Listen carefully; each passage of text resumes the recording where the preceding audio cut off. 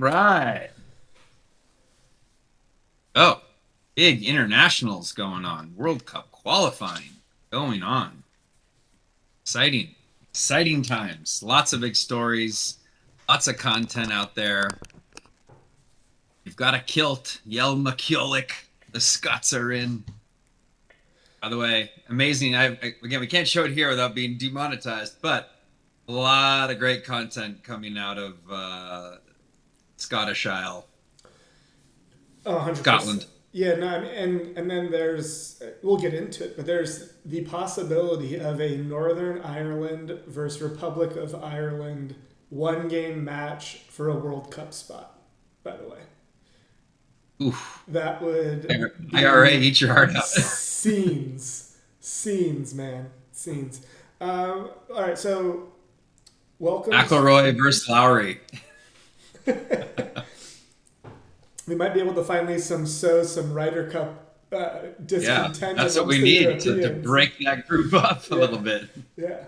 All right. Well, welcome to the international break version of the Fantasy OOO podcast. David Bickle here with my esteemed colleague Christopher Schwartz. We have kind of two sections here. We have the focus on the U.S. men's national team. We call it the Road to 26. And then we also have a general kind of World Cup where we're at preview summary of where things stand. Where do you want to get started? Oof. I think you want to just kick things off with the U.S. men's national team. I All right. mean, look, it's All right. near and dear to our heart. Two Yeah. games against the Guys. Like, we can get to all the European and the African and all the other qualifiers and intercontinental and New Caledonia and all that a little bit later. But I mean, two wins against the Guys. Again, like they've already qualified, but that doesn't really matter to me. They still got to show up. They're still good players. Those players are trying to make their roster as well. Hell of a result for the boys. I mean, I sent you something in between, like before the second game against Uruguay, but it was the last four games for the U.S. prior to Uruguay were the first time that they've gone unbeaten against four top 40 FIFA teams in a row. And so then obviously with the 5-1 just thrashing of Uruguay, who I think was ranked 15th before the game, that's five games in a row against top 50 FIFA, or top 40 FIFA teams without a loss. And I think was it three wins and a draw, or three wins and two draws, or four wins and one draw. I can't. No, it's four wins and one draw because US beat Japan, then we obviously beat both Guays, and then we split Ecuador and Australia. We tied Ecuador and beat Australia. So four wins and one draw. We lost to Korea. Yeah, yeah. Korea. Yeah, so it's five, but that's the streak started against Japan.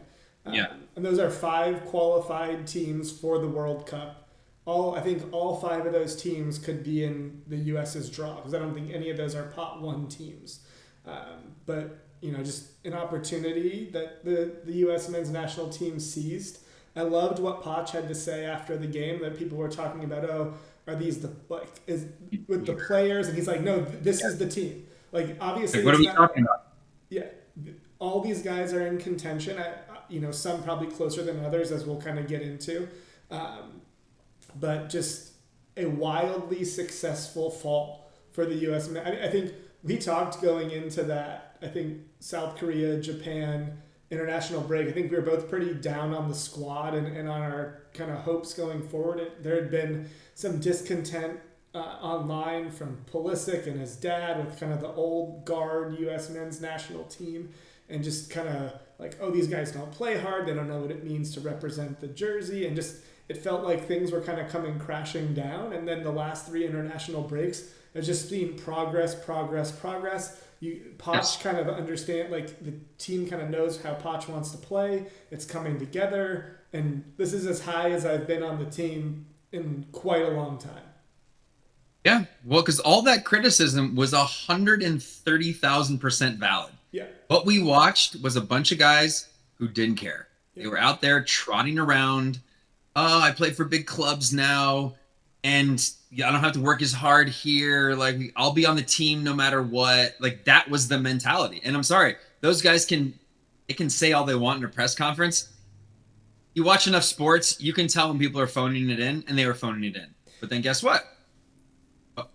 Watch got in their ear, the media got in their ear, and then we rotated guys in and out. Where you and I were a little bit skeptical at first, but you know what? It drove the competition to where that you cannot float up here. You're not a guaranteed player on the team. You got to earn your spot, and guess what? People are hungry to come take your spot, and that competition, like in every other country, every other major country, not to say whatever major country, but like we're always aspiring to be like a top 10 in the nation, top 10 nation in the world. They have competition. They have 40 guys that are amazing players. They can only take like 18 to 22. We didn't really have that. We were very top heavy. And then guess what? These guys are starting to punch through, compete for those spots, next man up mentality. And that's what we got. The fight, like just the sheer effort, throwing tackles, like little things out there they started doing, and look, the results followed. It's this is like what you want to watch when you watch the national team. For a bit there, it was uninspiring. It was just like, oh, what is this? But I'd rather be terrible but fight. And now we're bringing the skill, we're bringing the quality along with that American bite that we've always had. And it's been these last couple windows have been very very good for folks like us and many others who want nothing more than a deep World Cup run and a strong performance in the world. And I'll be the first to put my hand up and say, like, look, I thought some of these guys had no business being on some of these kind of friendly squads that we had been putting together. Even a guy who I don't think is ultimately going to make the team, like Christian Roldan, you see him play for the men's national team, and he gives a fuck. And like we had a bunch of guys that didn't, for a better word, give a fuck. It seemed like, but and now he might not be the most. I mean, he's not the most talented guy that we have that could play in the midfield. But if you don't compete at 100%, he's gonna take your spot. And I think we've seen, and there'll be other guys that we get into that I think have rose from like maybe battling for a spot to I think now favorites to land a spot on the team, like a Tanner Tessman, for example, a Sebastian Berhalter, who's been playing out of his mind. He's been playing really well for Vancouver in the MLS. He's been given an opportunity by Poch, and I think he's taken it. And you'll see some, I think there might be some, I mean, if you look back to 2022, there were some guys on that World Cup team who you thought, man, there's no way this guy's not going to be on the team in 2026. And I think some of those guys are on the outside looking in. So I guess without further ado, this is kind of the road to 26. I think the way that I kind of broke it down is by position ultimately. So I think fairly standard position, like you're going to have 3 goalies. I think with the system that Poch runs, you're going to probably have 8 defenders. I'm calling one spot's like a hybrid spot, which I'll just spoiler alert, it's going to be Max Arfson, who I think in the last 3 international windows, like barring an injury or a complete loss in form, has taken a spot on this team. And he can kind of he can be an outside defender, he can be an outside midfielder, he can kind of do both. I think you'll have kind of 8 traditional midfielders, maybe 9, and then I think you have 6 forwards. And again, if you have 9 midfielders, you're going to have 5 forwards, I think. So I think that's kind of the breakdown. From a locks perspective, I have 6 guys that I think, barring injury or foot amputation, like these 6 guys are going to be on the team.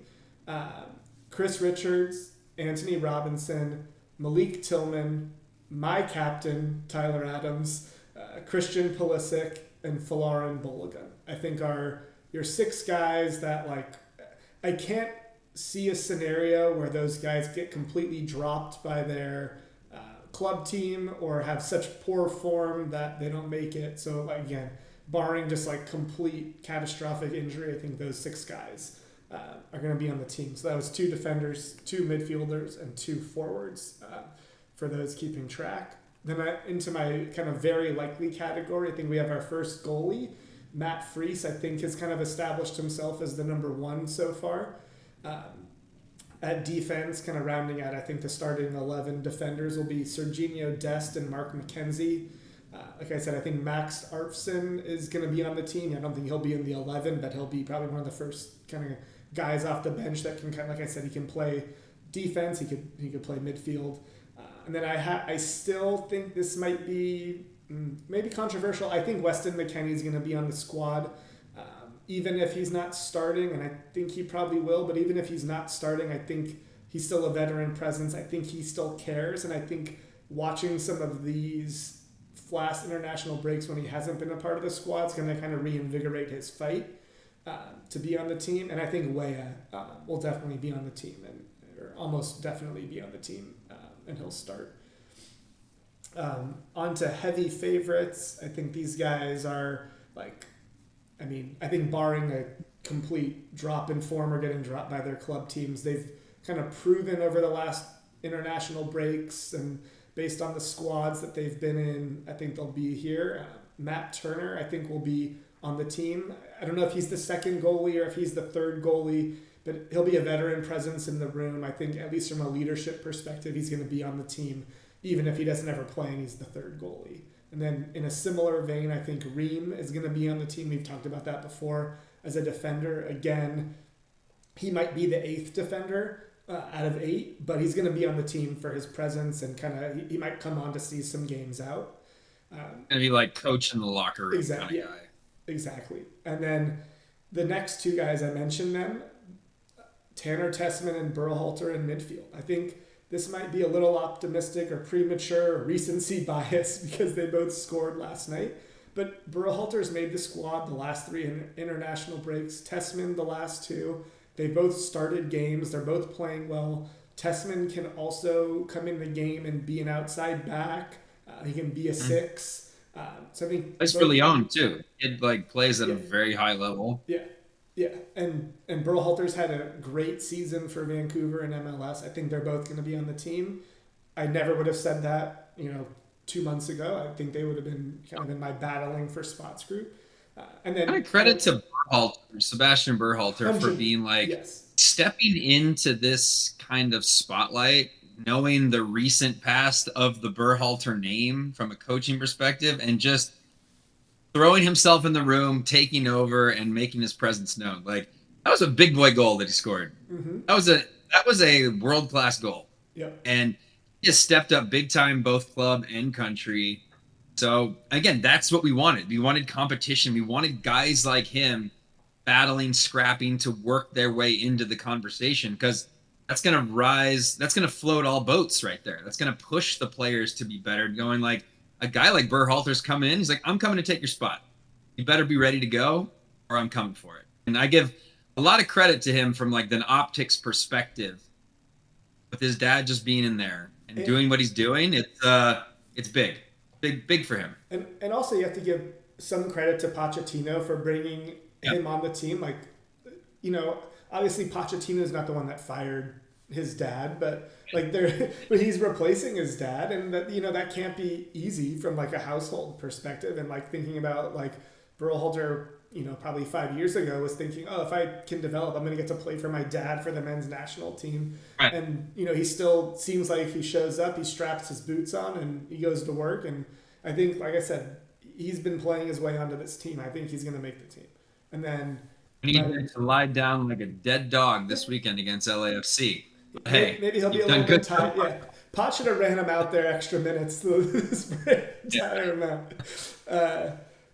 And then my last heavy favorite to make the team is my 4th forward, and that's Ricardo Pepi. I think he's just a guy I think is going to be on the team. He's shown that he can come in, he can give you 15, and he can do something with that 15. Exactly. Which is what you need, right? You need somebody to come in as a game changer, can make something happen. He's had some injuries.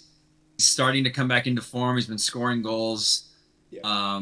So yeah, that's he's a good shout as a person to kind of. We kind of need a guy like that who just, again, hey, got 20 minutes, Ricardo, go bag us one. Yeah. And so then just to kind of where we're at right now, we've got 2 goalies, Freese and Turner. We have four like flat out only, or I guess five defenders with Richards, Robinson, Dest, McKenzie, Ream. Arfson as like a sixth defender slash hybrid. And we have Tillman, Adams, McKennie, Tessman, and Berhalter. So five midfielders, and then four forwards: Pulisic, Balogun, Weah, and Pepe. And so then you're kind of getting into the okay, we're battling for spots here. I think for goalie, there's one. I mean, obviously there's one spot left. I think the four names that have kind of been involved are Patrick Schultz, Chris Brady, John Klinsman, and Zach Steffen.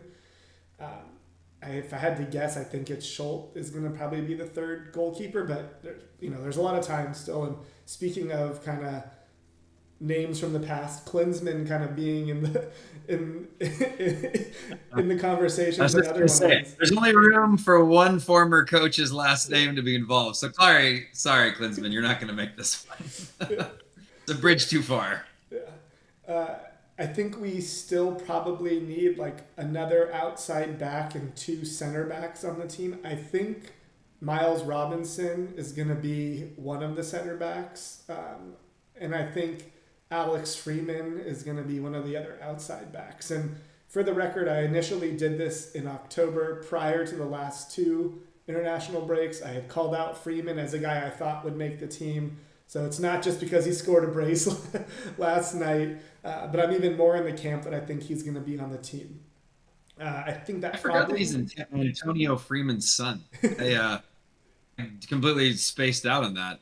It's very rare you go football to footy. Yeah, football to footy, yeah. Hey, the kid's got pedigree. Yeah. I think that probably, unless for some reason he's going to start playing center back, I think that probably leaves Joe Scally on the outside looking in. And then at center back, the open spot, and just hand up, I have no idea where Pacha's going to go with this one. The names that I've seen bandied about are Cameron Carter-Vickers, Walker Zimmerman, George Campbell, Noaki Banks, and Tristan Blackman. And I mean, I don't know where you're going to... Truly, I have no idea where he's going to go. I don't think any of those guys are really going to play. It seems like Robinson and Ream are like the two backups to McKenzie and Richards. So I don't know. Maybe he takes an extra midfielder. I don't know. Walker Zimmerman, what could have been, pal? It's like he should have. I feel like Tim Ream came down from the elderly heavens and like heat checked Walker Zimmerman, where he took his spot, and like Walker should be there. Yeah. But it's just strange to where his career kind of, from a national team perspective, kind of just stalled out. Yeah. Yeah. And then I think I have three midfield spots left on the team that I'm putting together. I think the contenders are Brendan Aronson, Diego Luna, Aiden Morris, Gio Reyna, Luca Della Torre, Yunus Musa, Jack McGlynn, and Johnny Cardoso. I'm not ready to give up on Cardoso yet. I think of those names, I feel like Aronson's in, based on the last two international breaks. He's playing for Leeds in the Prem. He's contributing. He's been involved lately in the national team. He scored a goal. If I had to, today, I think he's in. Now, he's got to keep that form up for the next 6-7 months. But I think he's going to be on the team, which I think is good.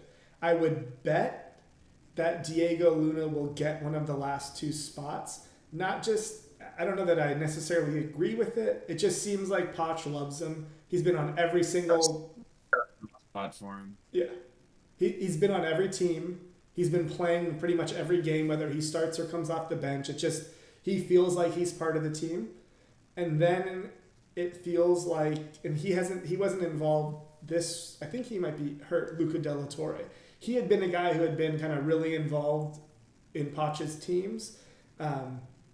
And I would think maybe him, Aiden Morris, but then you had the emergence of Reyna in this last international break.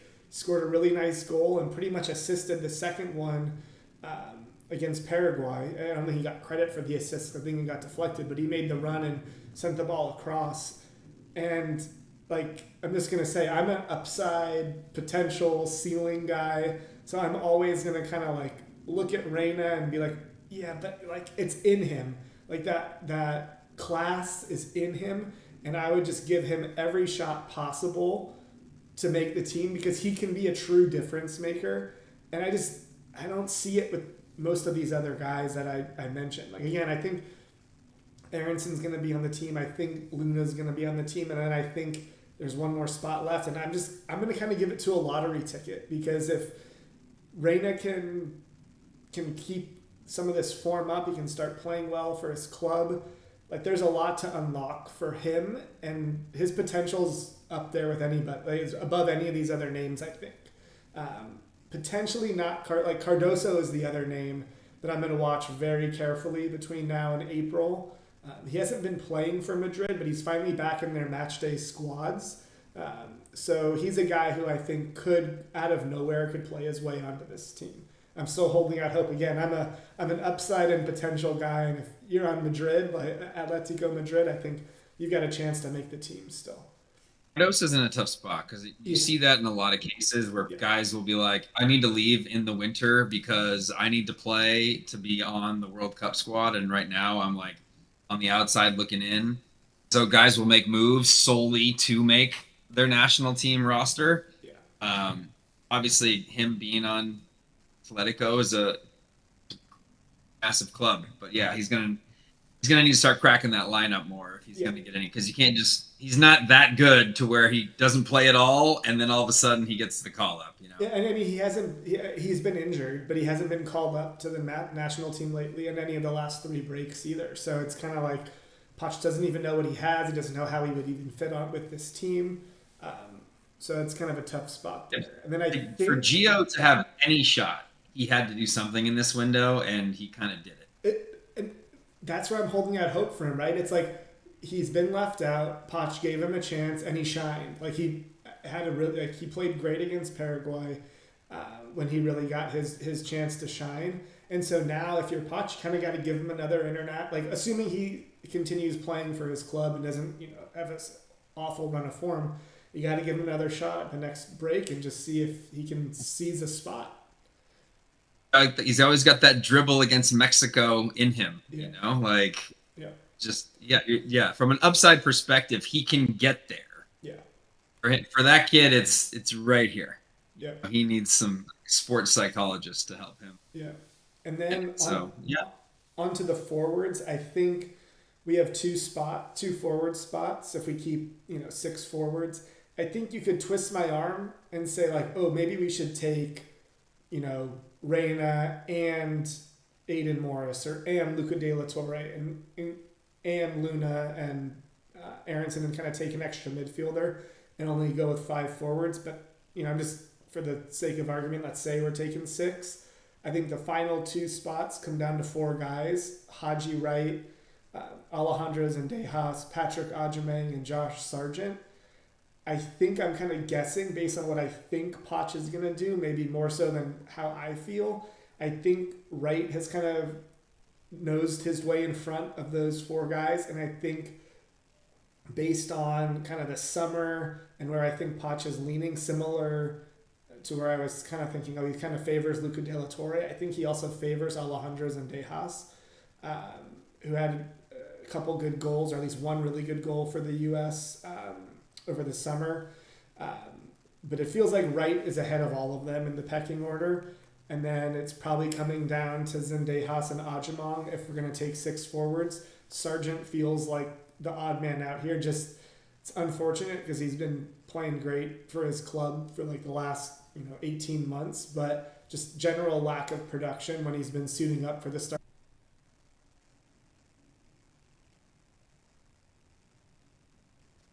Got frozen. There we go. What I was saying is, for all those reasons why it was a big moment for somebody like a Gio to step in, get his moment, do something with it, is the same reason why, unfortunately, Josh Sargent just gets moments and nothing materializes from it. So it's kind of like, cool, man, we kind of root for you for all the, you play so well for Norwich, and you get to the national team, and I don't know, it just doesn't not carrying over the way club form doesn't carry. It's like, how many chances do you need before it's like, we're gonna bring you because okay, you keep scoring for Norwich. Well, every time you suit up for us, it's not there. So we, as a striker, needs to do whatever he can to get on the ball. Like Haji Wright got a moment last window, bagged a brace, right? So it's like, you got to make the most of your moments, and or Sargent. It's kind of like it's this is a bad analogy, I think, but I'm trying to think about it and like he's like a golfer. Like you are your handicap, right? Like you are the scores that you've shot, and like your handicap in golf is it's what it's meant to be. And he's one of those guys who like he shows up to tournaments playing as like a five because that's how he plays, you know, for his at his club, and he goes and plays in another course, and he just can never break 80, and it's like, oh man, it's just it's tough to see. He's just always underperforming. Uh, for the Doesn't men's have a national traveling team. handicap. Yeah, yeah, yeah. Uh, In his own country club, but when it comes to traveling, doesn't can't do carry. it. He can't do it. So I think we're really kind of. So then, kind of to recap, I think you got Freeze and Turner in goal. I think again, Schultz is probably the number three. But again, this is truly feels like a who can say situation. Um, I don't think I think Turner's gonna be on the team again because I just think you need the leadership, especially Yeah, from a there's a little goalie. continuity Yeah, from like teams of the starter. He had so he can kind of like mentorship, so to speak, with Freeze. yeah.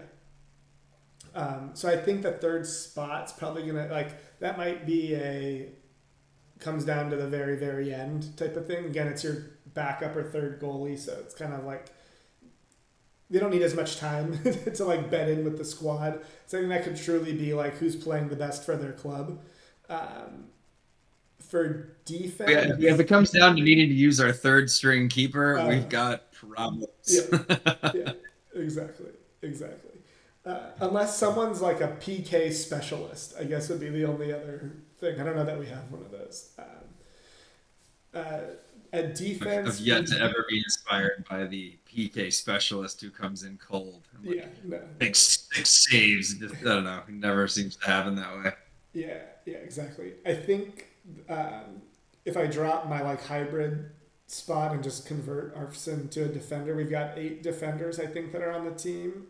Richards, McKenzie, Ream, Robinson, Miles Robinson at center back, and then outside back Jedi Robinson, Dest, Arfston, and son of Antonio, Alex Freeman. So it feels like there's one kind of open spot. It's probably a center back, maybe. I mean, I don't know. Maybe you take five outside backs and 4 center backs. Um, I think if I had, you know, my 8 midfielders right now would be Adams, Tillman, McKenny, Tessman, Berhalter, Aronson, Luna, and Reyna.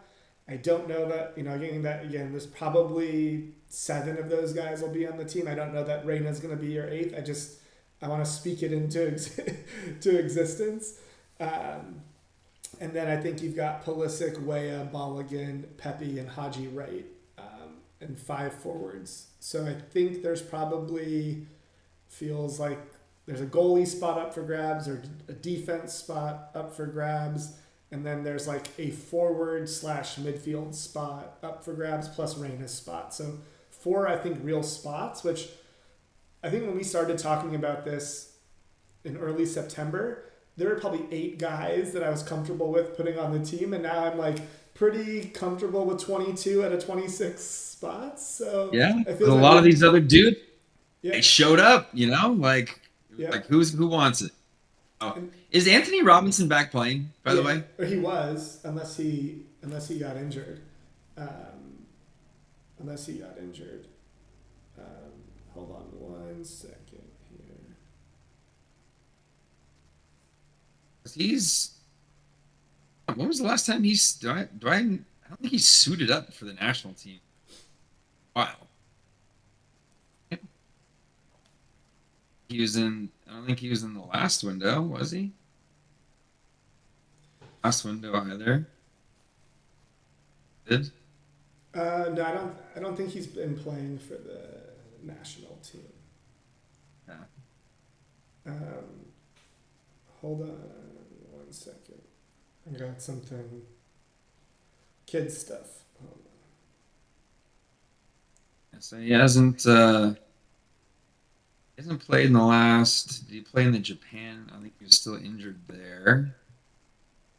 Yeah, some Balogun bagged there, and Tristan Blackman.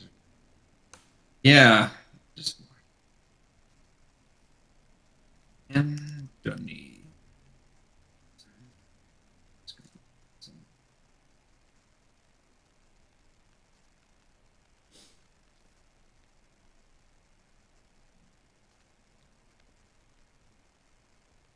We played 3 matches this year from the Prem.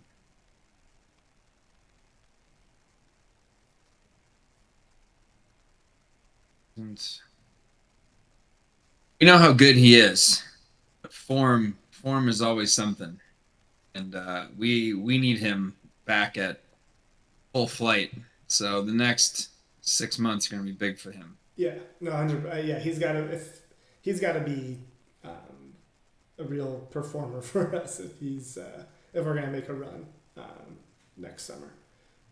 So then I think right now, if you said who's your starting 11, I think it's Freeze, Dest, Richards, McKenzie, Robinson, Adams, McKenny, Tillman, and then Weah, Balogun, Pulisic. And I think McKenny is probably the least like he's the one whose spot I think is most up for grabs. Yeah, when I think of the old guard, who just I think is the most replaceable of those guys, it's him because he's attitude, his just performances in general have not maintained over the last few years, and so that's definitely a guy that I could see and wouldn't be too upset with him not starting. Yeah, yeah.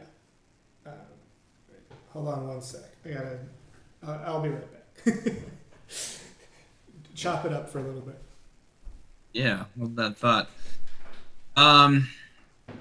Having watched Timmy Weah live, I'm always like him. He's going to be a mix between a forward and a midfielder.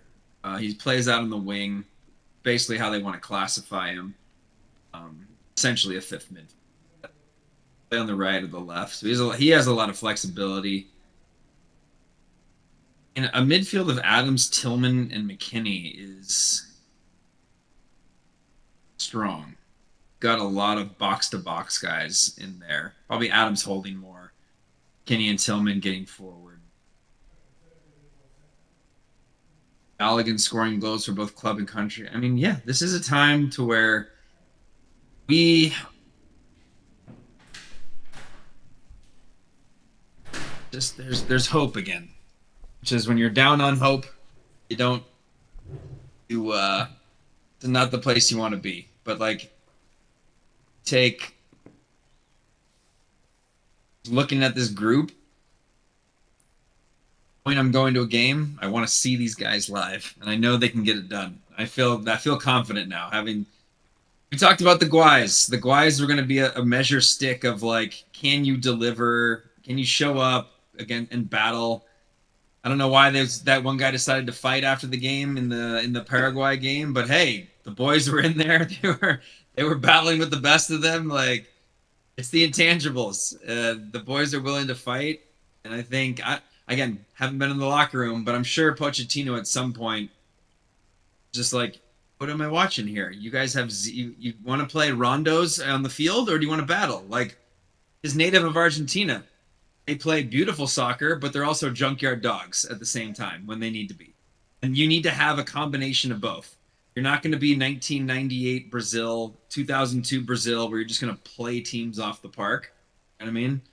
In order to get results and a cup, you got to scrap. And so, yeah, just look at this roster. We got some battlers. We got a little flair. We got a little pace, a little power, and like a Malik Tillman and like a general like Adams. We're getting all the archetypes that are starting to round things out. the one thing I'm going to be interested to see, and he hasn't been around the last couple international breaks, is how we reintegrate Pulisic back into this thing, right? Like, obviously, the talent for him is undeniable. He's clearly one of our best players.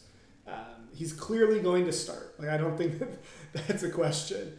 But how does he kind of come back into this fold now with like a reinvigorated team around him that's like focused on this and it matters to them and they're playing hard and he says it matters, but like I want to see it matter on the pitch and him to kind of put forward. And I think when he first came up, you saw that desire for him. He like tried to carry us almost single-handedly when we blew it in 2018.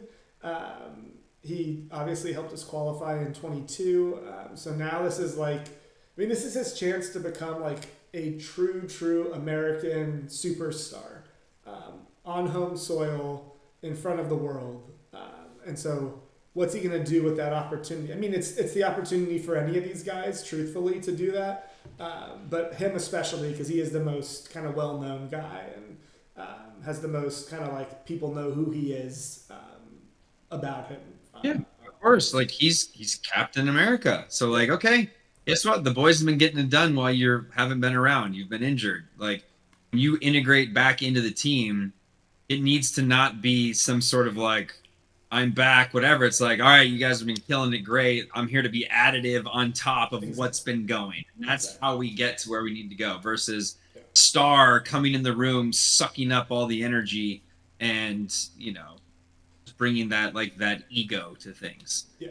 We need Pulisic we need Trinidad and Tobago away Pulisic and not in the last few years like, okay, Pulisic and his dad on Twitter. Yeah. Bullshit. You know what I mean? We don't need it. We don't need any of that. They should all delete their social media or like deactivate their social media accounts in like April. And like, their parents to shut up. Yeah. You know? Like yeah, we don't need like, when I hear we don't need Yamal's dad. We don't need it like the Reynas, the Pulisics, the Berhalters. We don't need any parents involved. Let Poch be the adult in the room. Let the players be the adults in the room. If they got a problem with each other, let's take it out back. Let's get a fist fight in, and then let's shake hands afterwards, and we'll make up from there. Let's not fight battles in the media and throw grenades at each other verbally and do this dumb shit. Let's handle it like we used to in the past. I never heard from Xavi's dad. No one ever heard from Xavi's dad. No one ever heard from Paul Scholes' dad. No. No, none of this. Big boys, adults. Let's keep it going. But yeah, I think, look, Pulisic continues to perform extremely well for Milan. And I am of all the confidence in the world that he comes when he's back integrated with the team, it's gonna help us in many ways. Because, you know, from the last World Cup, you know, he was willing to run through a wall to score that one goal. Yeah. Was against Iran Yeah. Yeah, I think he'll rise to the occasion for sure. We can give him a little shtick about all this other stuff, but I think when push comes to shove, he will get it done. Yeah. But step up, and he'll be a leader for us. For the first time, I can finally kind of see a path where, like, we have a really good World Cup. Like, I don't think we're gonna win. I think that's wild. I think like winning a round of 16, getting into the round of 8, I think would be a tremendous success. Like a round of 4 would be amazing, and I think that's like probably our ceiling. But I would say yes. Like if you go back to the 2002 World Cup, Korea, Japan, a Korea that had no business going to the semis, making it to the semis. Yeah. You know, like I think that is a model of like home country riding the home crowd wave, pushing you to the max of your capacity. Yeah.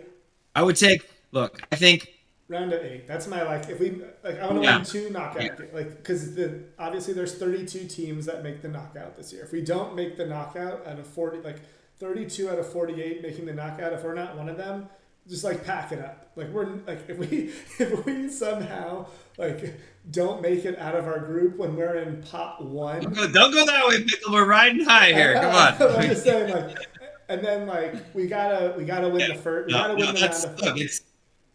It's what are we doing? It's you should all go take How Soccer Explains the World or Soccernomics and burn it Yeah. because that book is all bullshit. Yeah.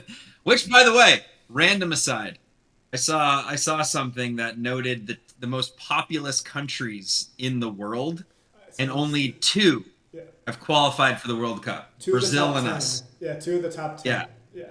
Although, And then Soccernomics was all about like population and how population eventually drives yeah. production from a soccer perspective, right? You would sheer numbers, you'd think it's going to work out that way. And At one here you point, have, Cape I'm Verde, not skipping ahead, but you got Curacao, 125,000 people. Cape World Cup. Verde, New Caledonia. Hey. Okay, all right. That's a great transition. That is a great transition. The other teams that are going to join the U.S. In the U.S., Canada, and Mexico as part of the 2026 World Cup. That's where we are. We are going to go through everyone who's qualified so far, who's still up to qualify, who's still kind of playing a playoff game, and what that is going to look like. Starting with where we are, the CONCACAF region. We're just going to call these regions CONCACAF. CONCACAF gets 6 automatic spots, including the 3 hosts. Then there's 3 auto qualifying spots from CONCACAF's qualification, and then 2 teams from CONCACAF in the Intercontinental Playoffs playing for a spot. So qualified, we have the U.S., Mexico, Canada, Panama, Haiti, making their 2nd World Cup appearance, their first in 50 years. 1974 was their other one. And like you mentioned, Curacao. This is not Williamsport. This is the World Cup. Curacao makes their first appearance, and man, that's awesome, man. I'm kind of like it's against incredible. the 48 team World Cup, or have been, but you get a country like Curacao and Haiti to make the World Cup, like that's gonna do wonders for their like soccer in those countries, and that's incredible, and that would not have happened in a 32 team World Cup. So that's awesome. I can't wait to see. No, they grinded out a result against Jamaica away. Yeah. Yeah, I mean, look, they earned their way in, so good on them. Like, Yeah. tiny country. They kind of pull up their group real quick. Breakdown. Oh, here we go. CONCACAF breakdown. Yeah, while you're doing that, and then the Intercontinental Playoff spots from CONCACAF are Jamaica and Suriname. So those 2 teams also have an opportunity to keep playing soccer next summer in the World Cup. Yeah. So I mean, it's just Suriname. You know, they had a win and get in situation. Yeah, Got tough. drilled by Guatemala. Yeah. Too bad because that would have been another good one too. Because obviously, over history, Suriname has been a eating ground for Holland. Yeah. A lot of those best players, the Seedorfs of the world, the Davids, the Kluiverts, I believe, were all had Surinamese descendants of Suriname. So, oh man, so close. But they're not done yet. Yeah, they're not Done yet. Don't stick a fork in them yet. They're still alive. We'll come back to some of this, but UEFA, they have 16 spots. 12 of them have been locked, and then there will be 16 teams playing in like a mini tournament, in like 4 mini tournaments for the final 4 spots. So you have England, France, Croatia, Norway, shout out Erling Haaland, Portugal, Germany, Netherlands, Switzerland, Scotland, shout out Scott McTominay, Spain, Austria, and Belgium are the 12 auto-qualifying teams. McTominay scored just a worldy goal, an unbelievable goal for the McTom minute. Rasmus Hodgson. I'm gonna send you a video after this, and it's a video of a woman who's like, some guy shows her a flag and goes, "What is this?" And on the screen you see the Scotland flag, and she goes, Brazil, and then it transfers into McTominay hitting a bike to what's his name, Tierney bending in that winner, chipping the ball from half field. Yeah, unbelievable. A lot of great content coming out of Scotland right now. Yeah. It's amazing. I have a Scottish buddy and he's from Edinburgh, big Celtic fan. And so I used to go to a lot of qualifiers in San Francisco, in some pubs, watching a lot of the Scottish games. A lot of letdowns then. And so while that game was going on, I'm getting texts and I got pictures of him from his wife. He stood next to the TV for 90 minutes straight, never sat down. And then he's like, it's going to be bedlam here in Edinburgh. Cut to the next day. All the kids are at school. There's bagpipers showing up to school. Like everyone's just going nuts in Scotland. So it's a great, both from a crowd perspective during the World Cup. It's great. And obviously, look, like you got McTominay, you got one of the best in the world, Ballon d'Or finalist. You got him at the highest level now. And near and dear to our heart in the McTom minute, when he does that at the biggest, highest stage, we've been saying it. We've been saying it. I mean, and a lot of kilts. You wear. Look, I welcome all Scottish to come to LA. Hopefully, they get drawn into the LA group. That would be fantastic. Love the Scots. Would love to meet some of them. They can maybe invite us over, play some golf over there. But yeah, no, unbelievable. And then the 16 teams playing for 4 spots, and we'll kind of get more into the nitty gritty of how this works. But it's Italy, which, man, if they don't make this World Cup, that will be bad. Denmark, Rasmus Højlund, also a McTom Minute contributor, scored a goal this week. Turkey, Ukraine, those are your 4 seeded teams in the pots, which we'll get into. And then Poland, Wales, Czechia, Slovakia, Albania, Ireland, Bosnia and Herzegovina, that's one country, Kosovo, Romania, Sweden, North Macedonia, and Northern Ireland round out. So 4 of those 16 teams will join the 12 other European teams in the World Cup.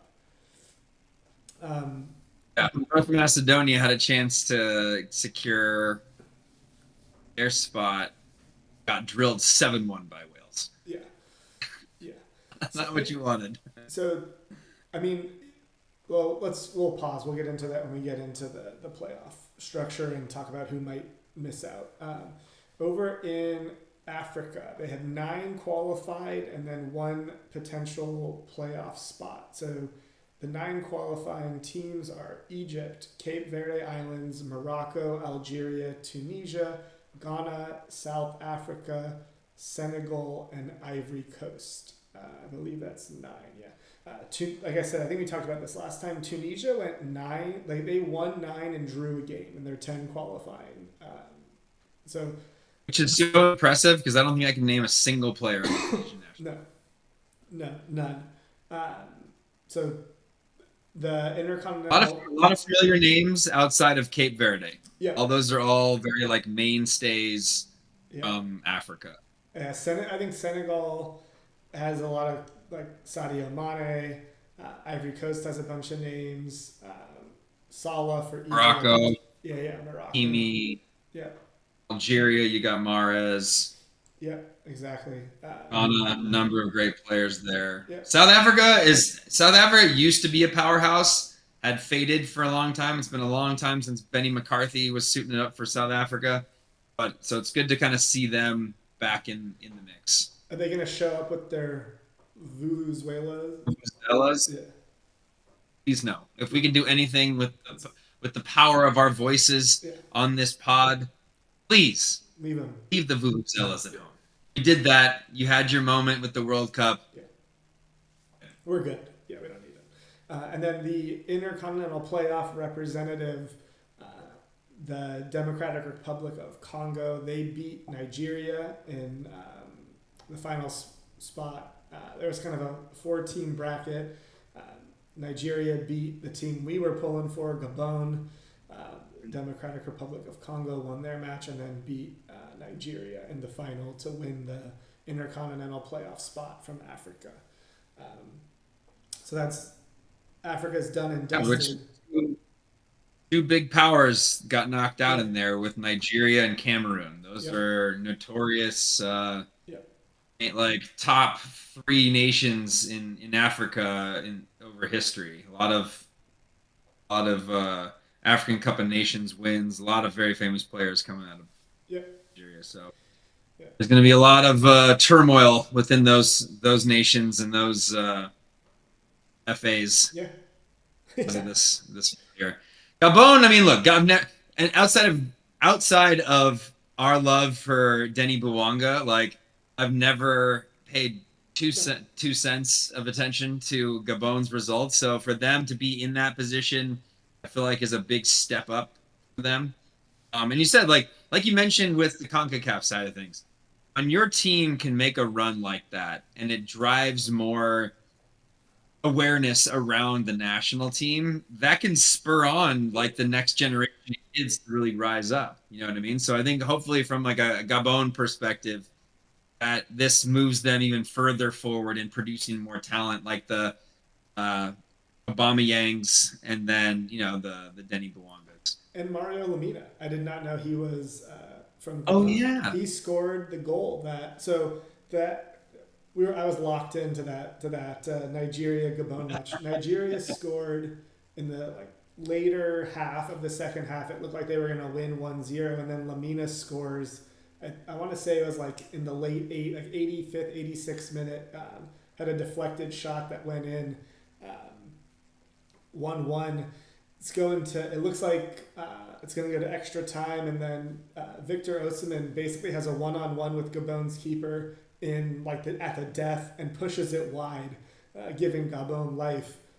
Very short-lived life because extra time started and they gave up 4 goals in extra time. So it ended up being 5-1 Nigeria. They poured it on them.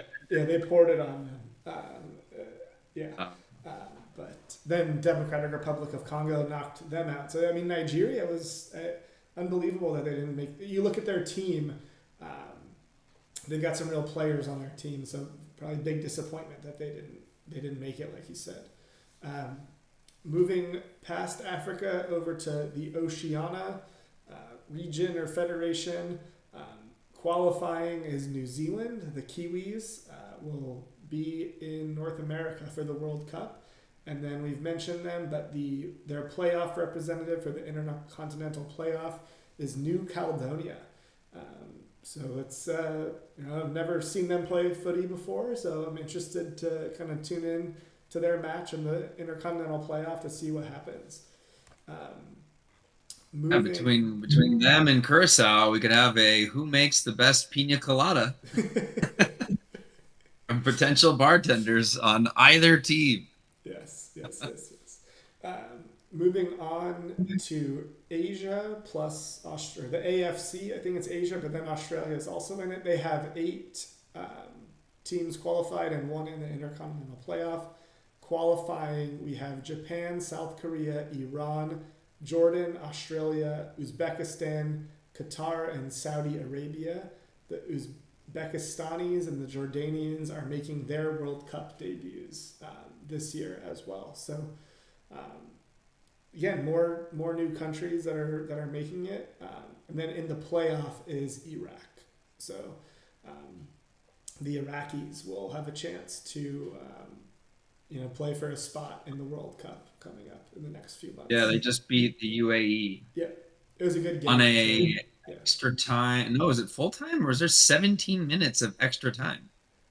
I think that maybe they added 17th minute of stoppage time. Wow. Talk about scoring at the death. Wow. All right. A lengthy VAR review ultimately determined it was a penalty. That's how that happened. Okay. All right. Probably nothing shady going on there, by the way. A lengthy VAR review in stoppage time to give them a penalty at the death. Hey, everything's yeah. It wasn't there. Didn't see it. I'm sure it was very on the level. Yeah. Moving on to CONMEBOL, they get 6 plus 1 in the Intercontinental Playoff. I think I mentioned this last time. I still don't understand how they only get 6 teams and Asia gets 8, but I guess it's just pure number of countries. Argentina, Ecuador, Colombia, Brazil, and the Uruguay and Paraguay have qualified. Bolivia will represent in the Intercontinental Playoffs, and Chile is out for the third straight World Cup. So they Chile need. had a golden generation. They won two Copa Americas, and then I think the well dried. So they're a nation right there where they need somebody to pop through to spur on the next golden generation in Chile because there's a lot of great footy coming out Yeah. down there. So it's kind of a bummer that they haven't been able to maintain it when they're still trotting Alexis Sanchez out there. Oh, you're the talent pool it's just not there at the moment for whatever reason. Yes, exactly, exactly. And then, okay, so now we're getting to the Intercontinental Playoff. So if you were following along and taking notes, there are 6 teams that are in the Intercontinental Playoff, and that's for 2 spots. So the way this works is they're kind of split into 2 pathways. Um, the Democratic Republic of Congo is kind of the finalist in one pathway, and then the Iraqis are the finalist in the other pathway. And then Jamaica, Bolivia, Suriname, and New Caledonia, they'll be a draw. So they'll be drawn into 2 separate matches. So let's say like Jamaica will play New Caledonia, the winner will then play Democratic Republic of Congo, and then the winner of that game will make the World Cup. And then Bolivia would play Suriname, the winner of that would play Iraq, and then the winner of that game would be in the World Cup. The draw is tomorrow, so that'll be interesting just to see what how the paths go. But either way, Democratic Republic of Congo and Iraq will have they'll be playing one game to make the World Cup. And then the other teams will each need to win 2 games to make the World Cup. So I think just from a sheer entertainment standpoint, I kind of like how Jamaica plays, but I'm pulling for Suriname and New Caledonia just for new blood and just to see, that'd be really cool if both of those countries made the World Cup. Yeah, 100%. I think there's nothing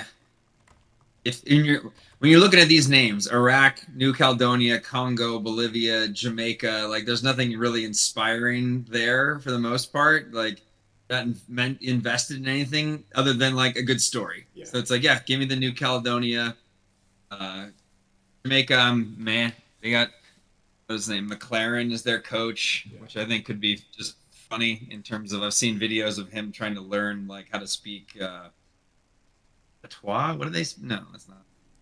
Whatever the Jamaican kind of slang is. Yeah. But yeah, I mean New Caledonia, like get in there, boys, get it done. I feel like this is when the corruption starts. Is these kinds of games? You know what I mean?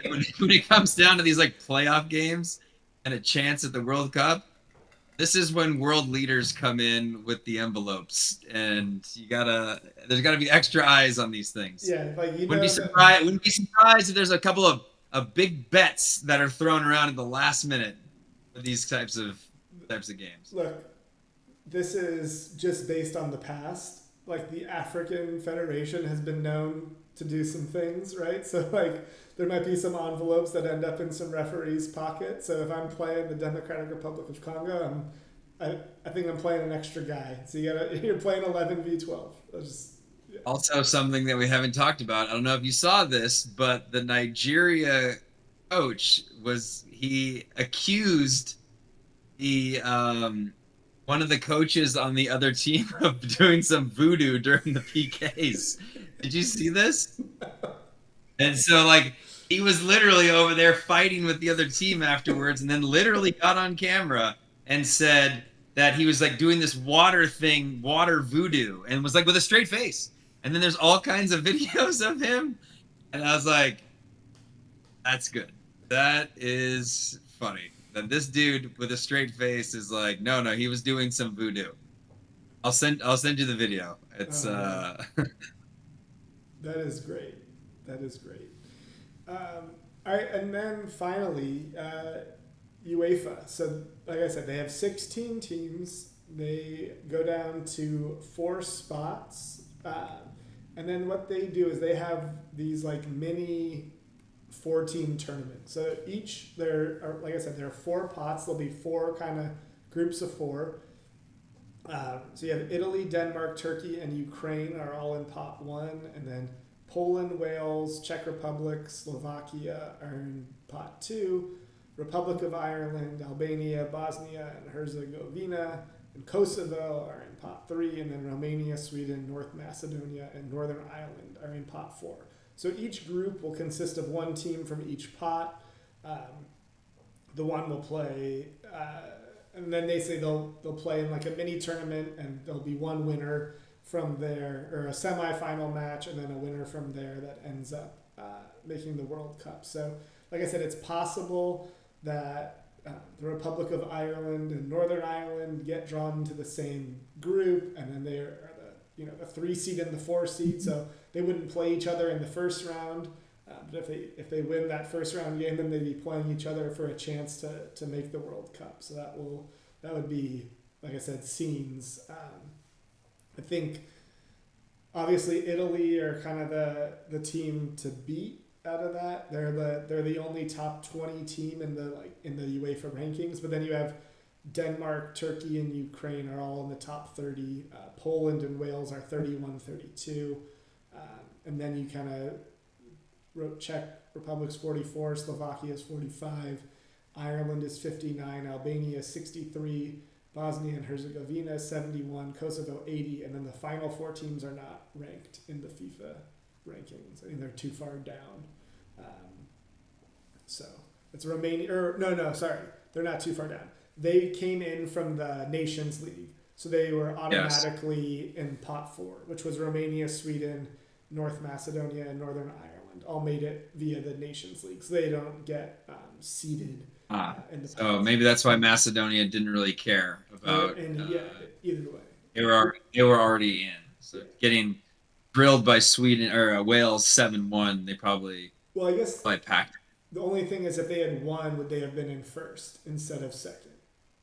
And then I think they were going to end up second anyway. So then the game didn't. They were automatically in anyway. I want to say the top of that group was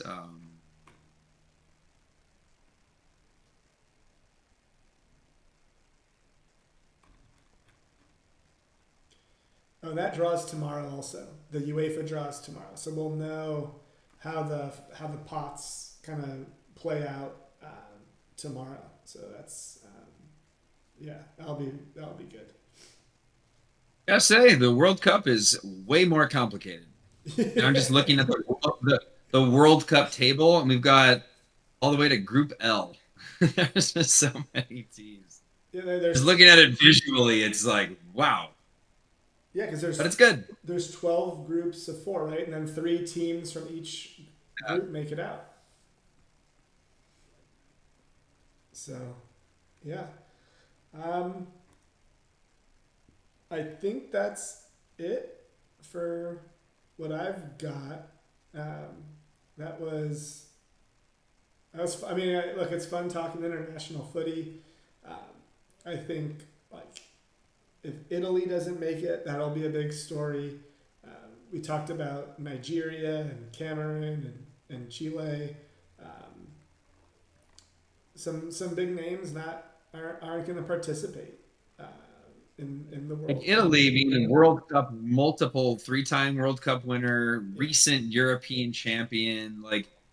If they can't qualify for this World Cup with more teams, they are also going back to the drawing board, because Gattuso as their manager. I gotta think that if I were Italy, I would just fire him now and get it. I don't know. Gattuso is not a manager that Gattuso's his nickname was the snarling dog. He's out there to get in people's faces and butt heads and be that kind of guy. And I don't think that's what Italy needs in the locker room right now. You need a tactician, somebody who is putting players in the right positions, getting the right players in, building a playing style versus screaming and kick them. That's just not what Italy needs. That's not what they've ever done. They've always been very compact, very focused. So I don't know. Yeah. It's I've talked to a few Italians, and their morale very low. They're not, by no means are they. I mean, they're losing to Norway, right? Like obviously Norway is in. This is a new Norway, and Erling Haaland has them just flying so high. But like, if you're Italy, again, World Cup winner, recent European champion, like you go beat Norway. Like Well, you get that result. they didn't just lose. I mean, they got whooped. Like, it wasn't. They Yeah, didn't just lose. They yeah, got whooped. Uh, exactly. yeah. So unbelievable.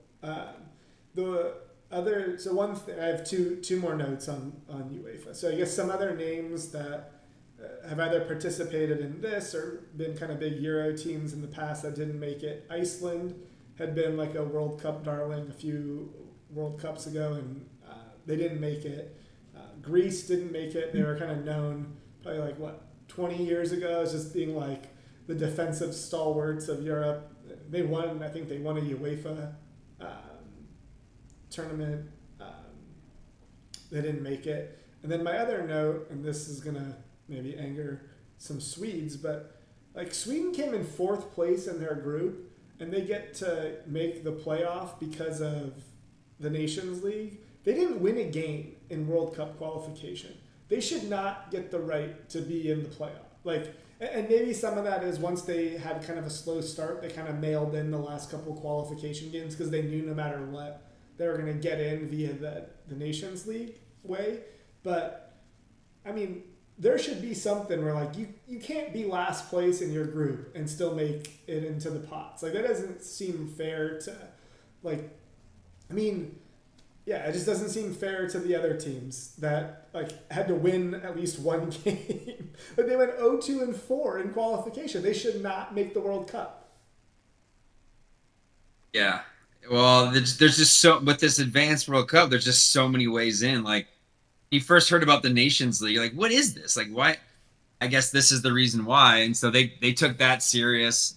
I think they probably started qualification Yeah, serious because nobody wants to go through a playoff, but they stunk up the joint. I have a bunch of Swedish friends, yeah, and they're just kind of like they just can't wrap their head around the late goals they conceded to I mean, Slovenia, Kosovo, Switzerland. Like Switzerland just get the job done, but like Kosovo and Slovenia, like they, you they gotta didn't beat those teams. they didn't win a They got game. 2 points. They got 2 points in This is qualifying. my point. It's Like not even like they they have the went. same amount as Belarus. It's They not even like got- they drew 6 games. Like we played tough, we just didn't win. We drew all 6, or we drew 5 and lost 1. They lost 4 and only drew twice. This is kind of crazy. Like they drew looked against sick. Slovenia, and they Scott. drew against who did they draw? They also drew. Oh, they drew Slovenia twice, which meant they got swept by Kosovo and swept by Switzerland. Like, and then Slovenia has no chance to make it. It isn't. I don't like the Nations League as a way into the playoff. It feels wrong. Yeah, I So feel like the that's what I'm playoff should be the playoff. It's like, Yeah, yeah, I don't know. I'm kind of with you on it. Like, I think the Nations League is a money grab. It shouldn't have any bearing on anything else other than what the Nation League is. Like, okay, you did something 2 years ago, and then now that gets you in here. Like, no, it's what are we talking about? yeah. Maybe they'll just get knocked out and we won't have to worry about it.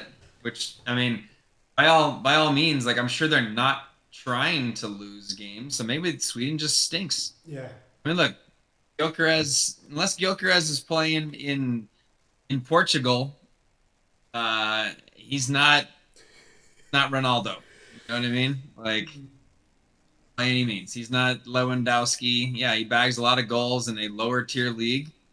It's a different story when it goes to the higher levels. And Isak's a great player, but he's obviously had a rough start to the year. Outside of that, like I don't really know too many Swedes other than those guys these days. Used to have a lot more in the back, at least a couple center mids like a Forsberg. Yeah, there's got to be a couple. Other Yeah, guys. a couple guys that. Yeah, it's true. I can name more Danes and Norwegians in the modern game than I can Swedes. Yeah, The Swedes are like the South. They're like the European Chile. You know? that's a good. Yeah, that's a it's a good shout. That's a good shout.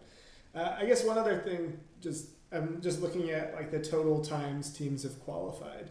Um, Qatar's it's their second World Cup, but their first true like qualification because as hosts, Yeah. they automatically made it. So kind of we'll give credit to the Qataris for that one, and then Ivory Coast, who kind of was a powerhouse, made it for the first time since 2014. So they had been kind of a team that, and powerhouse is a strong word. They had been like a very good team in Africa that people thought like, oh, they could make a run this World Cup and had kind of underperformed. They've always underperformed at the World Cup. They've actually never made it out of the group stage, but they've had a lot of like good players on an international level. Drogba being like the one that people know the most. So good to see them kind of back in the mix. Their first, like I said, tournament since 2014.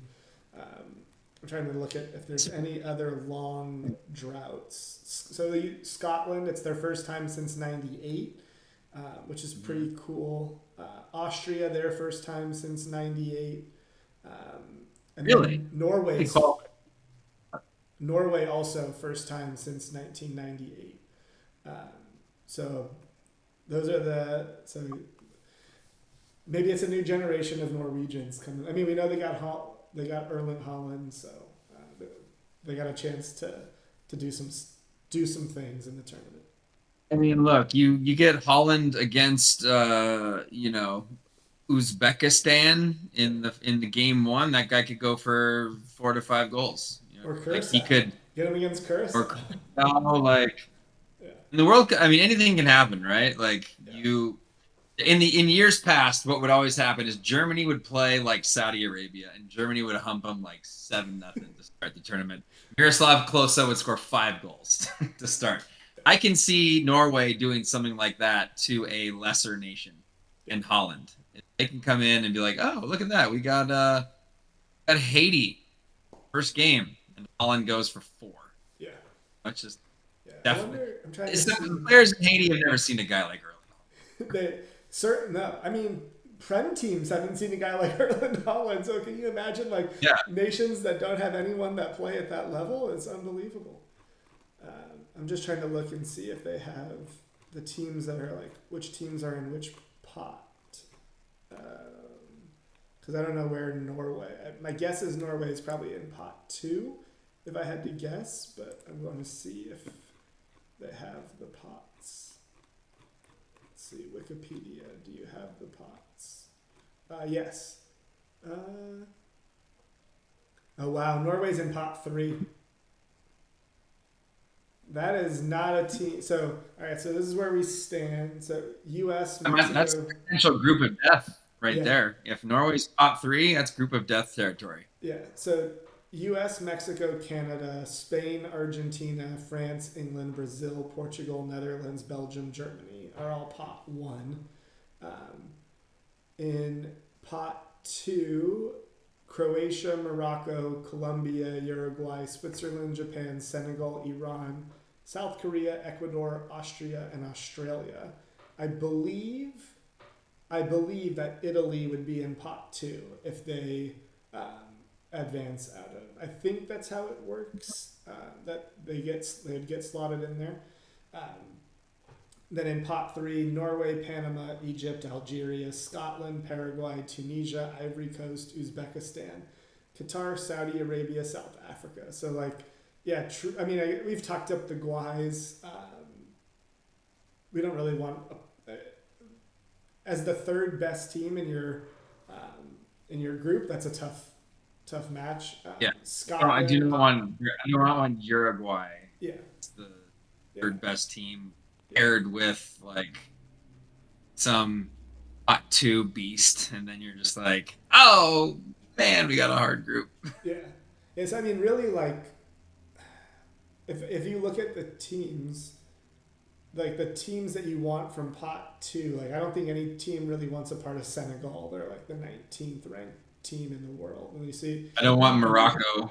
Morocco It's is like very. Croatia and Morocco would be pot 1 if it wasn't. Oh, for they're pot 1. No, they would be. Oh yeah, because they're both top 12 teams. They would be top. They would be pot one, except because U.S., Mexico, and Canada all get pot Right. one Spots. status Yeah. automatically. So Don't want Croatia. Croatia, That- Morocco, Colombia are the teams you do not want in pot two, and then Italy would be in pot two also, versus like in Austria or in Australia that are also in pot two. Yeah, it's gonna be interesting. I can't wait. I'm excited to kind of. I wish all the spots were set and we'd get the draw and we'd know who's in our group, but have to wait a little bit longer for that. When is that draw? Isn't there a draw coming up? I thought it was like. Friday, December I was 5th. like, yeah, I was like saying, I think it's coming up. So And then those other let me teams see. can slot into the. They might get slotted into the. Well, let me see. The 4 winners and the 2 winners of the Intercontinental Playoffs will not be known, as those matches are scheduled to take place in March of 26. So I guess those teams do automatically go into pot 4. That would be wild. Wait. 40.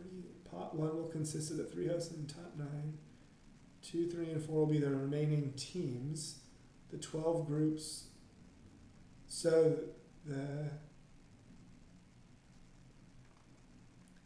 does that maybe the playoff winners all go into pot 4? That throws a real wrench into things with Italy. But yeah, the draw takes place December 5th. So they have to put them in pot 4. All right, so as the US, we gotta hope that we get one of the current pot 4 teams or the Intercontinental Playoff pot 4 teams and not the UEFA pot 4. That would be not what you want. You don't want Italy. That would be the group of death. You get like an Italy, a Norway, Colombia, and then you as the U.S. That would be like the group of death, or like Morocco, U.S., Norway, Italy. Yeah, no, we don't. As you started reading off names, I was starting to quickly go like, ooh, don't want. Yeah. December 5th. We'll have to do a pod right after that. We'll have to plan another World Cup pod shortly after December 5th. Yeah. And then it really starts spawning the who's playing where and when. Well, I guess that on that day we'll know the match we're going to go see. Yeah, exactly. Oh. Bart Scott can't wait. Maybe nervous. Yeah. Make it a good one, but also make it an easy one so we qualify. I don't know. Hopefully we get to play the pot 4 team in that home game for that we're going to. Got nervous. Yeah. All right. Alrighty. Well. Wow, almost hour and change. Yeah. Hour and little 15. over an hour. As always. Yeah. Like, comment, subscribe, hit the buttons down below. This was an unsponsored one. We did not have our normal Crunch of the Week sponsored by Nestle. Yeah, but we'll get back to our sponsored content next week. Yes, fantasy back this weekend. Got to go see who's injured, who's not, and all that fun stuff. Spoiler alert. Well, you're going to look at this anyway. Gabriel's injured. He's out for 1 to 2 months. So I knew he was injured. I saw that, and I saw he was flagged. I always end up looking at it. Arsenal though, the amount of times Bukayo Saka was injured, transferred him out, played, little prick scored. I just got Gabriel. We do need to. One thing we need to do. And I didn't prepare for this, so this is going to be on the fly. We need to make our prediction of the week so that I can bet on it. Sponsored by DraftKings. DraftKings. Yeah. Kings. All right, let me look real quick. I can do this quick. Premier League. Fact. This is where fantasy and fandom cross over. We got the North London Derby this weekend. That's the match. Tottenham take down. Tottenham are going to come in. They're going to dent Arsenal's title hopes. Prediction of the week: 2-1 Spurs. 2-1 Spurs. I love it. I love it. I'm looking. This is more. I don't know. Is this even? It's an upset. It's the Monday game. I'm going against United. I'm going 2-1 Everton with a goal from my fantasy player, Ilman Jai. So Everton 2-1, Spurs 2-1. Parlay that.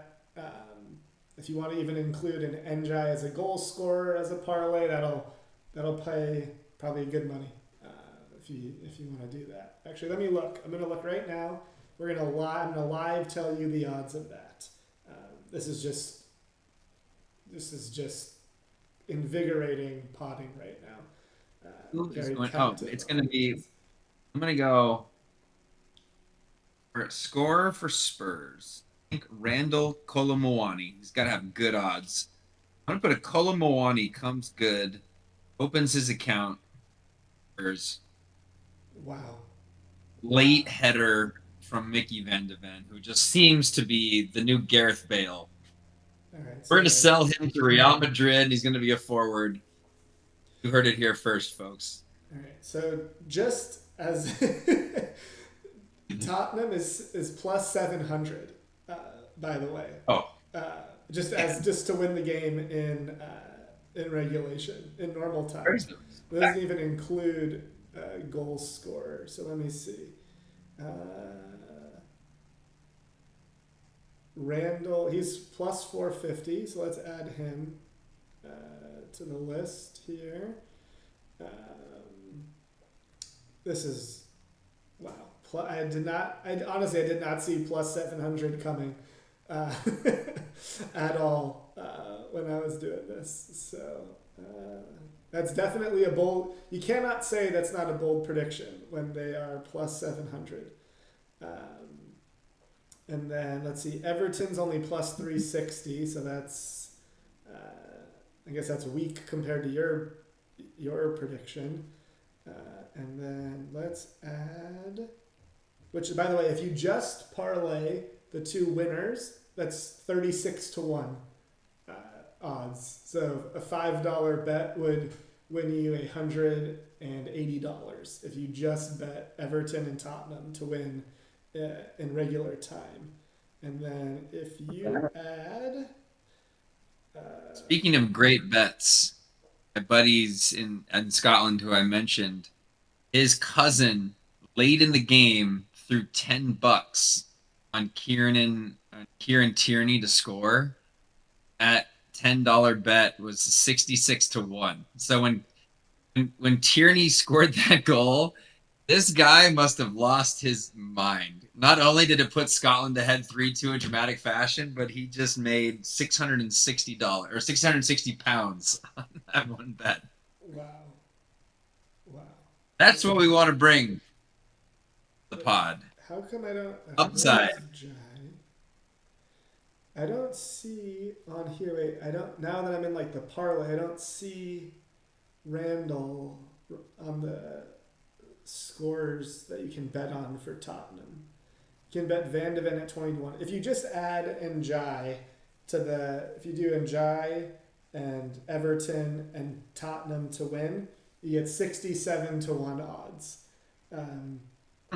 If you add Van de Ven at 20-1 to score a goal, you get 343.25-1 odds. So $5 would win you like $1,500 or $2,000 almost if you do Van de Ven goal. But we're not doing Van de Ven goal. We'll call it 67-1 parlay. We're going to call it the 67-1 parlay. Tottenham, Everton to win, and Ilman Jai anytime goal scorer. That will earn you 67-1 odds on however many dollars you want to bet on it. Yeah. Look, so, Gabriel out. That ironclad D just took a big knock. And yeah. In the floodgates. Here anything's come the Spurs. anything is possible. I've got to make a transfer this week to get Mr. Gabriel out. It looks like Enzo is also flagged for me, and Semenyo also flagged for me. So I only have, I think, only one free transfer. So I'm not feeling great about things right now, but I have 2 days to figure this out.